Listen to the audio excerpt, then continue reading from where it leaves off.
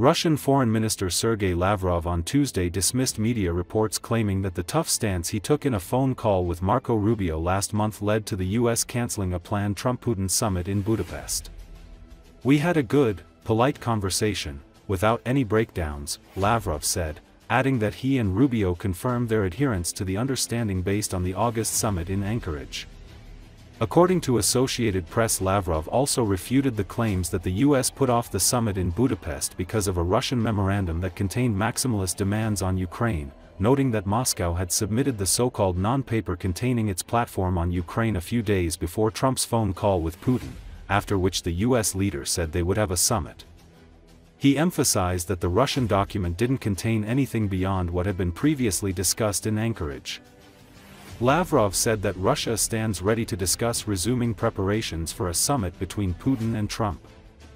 "If and when our US colleagues return to their proposal and will be ready to begin preparing the high-level meeting so that it indeed ends productively, Budapest certainly will be a preferable location for us," Lavrov said, noting that Trump confirmed at a recent meeting with Hungarian Prime Minister Viktor Orbán that Budapest is preferable for the US.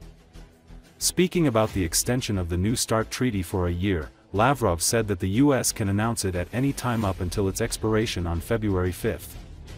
The New START, signed by then US President Barack Obama and his Russian counterpart Dmitry Medvedev, limits each country to no more than 1,550 deployed nuclear warheads and 700 deployed missiles and bombers. In September, Russian President Vladimir Putin declared his readiness to adhere to nuclear arms limits under the treaty for one more year, and he urged Washington to follow suit.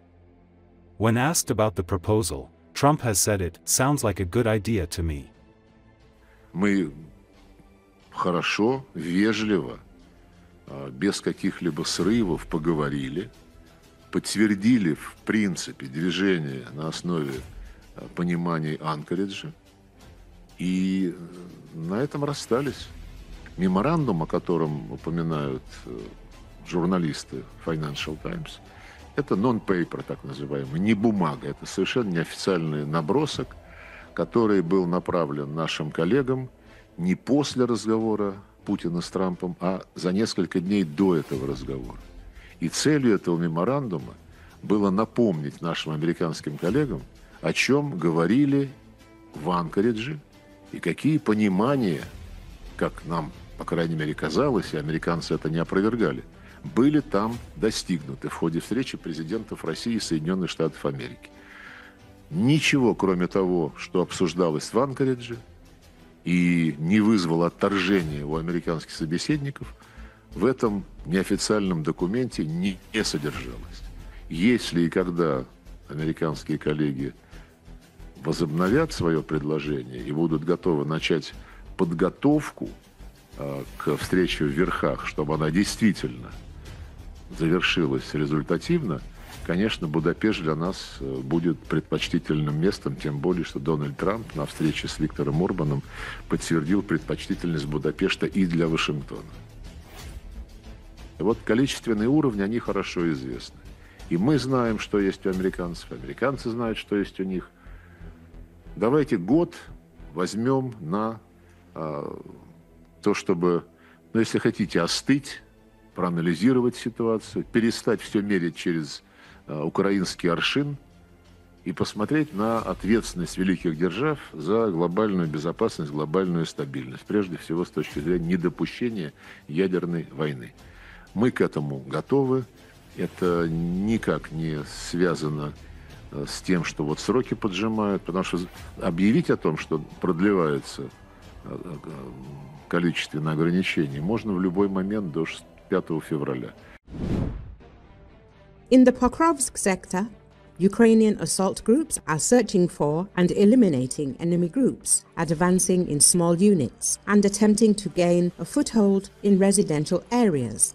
Combat operations are taking place both on the approaches to Pokrovsk and within the city itself. The relevant information was presented by the Vostok Group of Ukrainian forces. The report says that the occupiers are unsuccessfully trying to infiltrate the northern outskirts of the city. Our assault teams are clearing out the occupiers house by house. Ukrainian defenders note, adding that special attention is being paid to eliminating enemy drone crews and the bodies of Russian soldiers, and the bodies of Russian soldiers were left on the streets.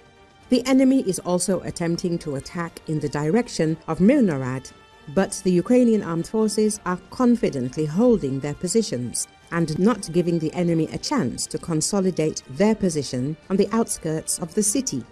The Ukrainian military's logistics are complicated but are being provided to the required extent, the Ukrainian armed forces emphasized.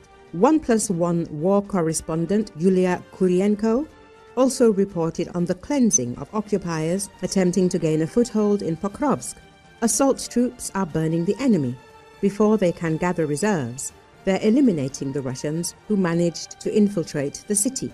That's hundreds of enemy soldiers. In Pokrovsk, there's fighting for every high-rise and every intersection.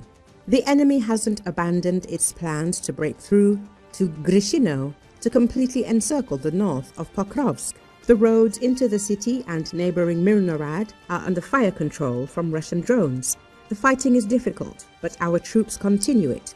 The journalist writes, Pokrovsk represents a place where Russia feels it must win, and where the Ukrainian armed forces are making them pay dearly for trying. It's not a city now, not really. It's a pressure valve, a choke point, a grinding wheel. To Moscow, it's a banner they need to raise. To us, it's extra time, and time is life in this war. Mariupol was the same story. Back then, in 2022, we were surrounded, shelled into silence, and every street became a decision. Stay and make the Russians pay, or run and let them dictate the war's tempo. We chose to stay. The city bought us time. Not for sentiment, but because time is the one currency that can change a war. It was ugly, it was costly, and it worked. The longer we held on, the more Russia's timetable frayed, the more their manpower stretched, and the more the world watched. Some argue that, had we not held as long as we did, Kiev might have fallen. The eastern city of Bakhmut provided another chapter in the same lesson, even when the odds were overwhelming, when the sky was full of drones and the ground full of vehicles. The point was never merely to defend a name on a map. It was to turn the attacker's momentum into a liability. Being encircled, starving, or outgunned changes the calculus. A town that refuses to fall on schedule forces your enemy into attrition, and that attrition is where strategy and politics meet.